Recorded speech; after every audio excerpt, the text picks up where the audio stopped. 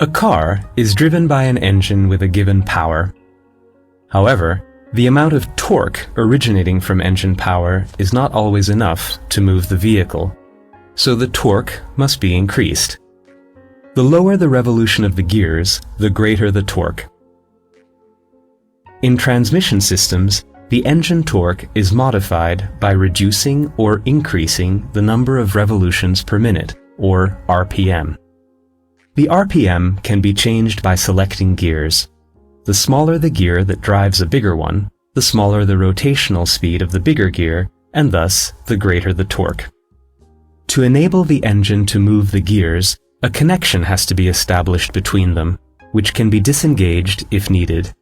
This is the job of the clutch. The optimal RPM is adjusted by setting the appropriate ratio of the gears.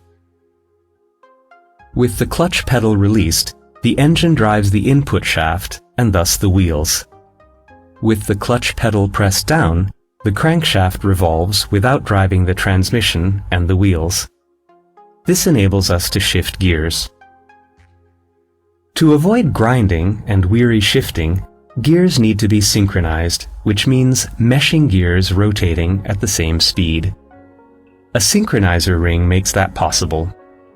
With a clinging surface and sloping edges, the ring equalizes the rotational speed of a pair of gears and engages them, making the gear change noiseless and smooth. In synchronized transmission systems, all the gears are constantly in mesh.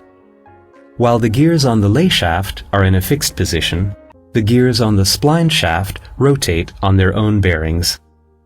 Shifting between gears occurs by fixing the current gear to the spline shaft, so the drive goes through the pair of gears. To get the vehicle moving, we shift into first gear. The linkage, with the help of the sleeve attached to it, fixes the first gear on the spline shaft.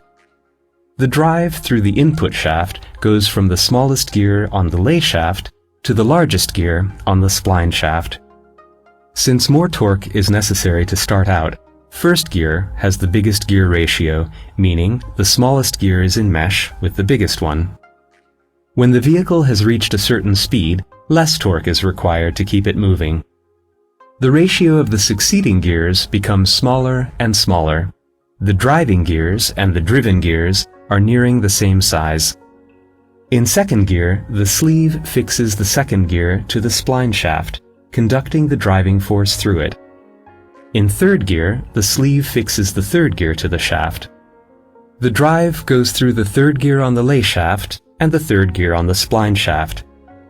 The speed is increased while the torque is being lowered.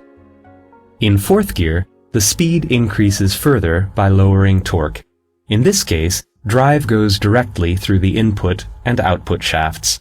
No gears are involved in the transmission.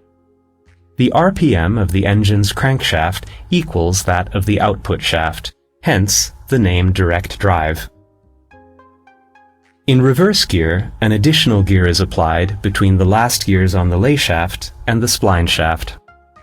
It changes the rotational direction of the output shaft, moving the vehicle backwards. In lower gear, the car is slower but pulls harder. In higher gear, the vehicle is faster and uses less fuel but has weaker acceleration.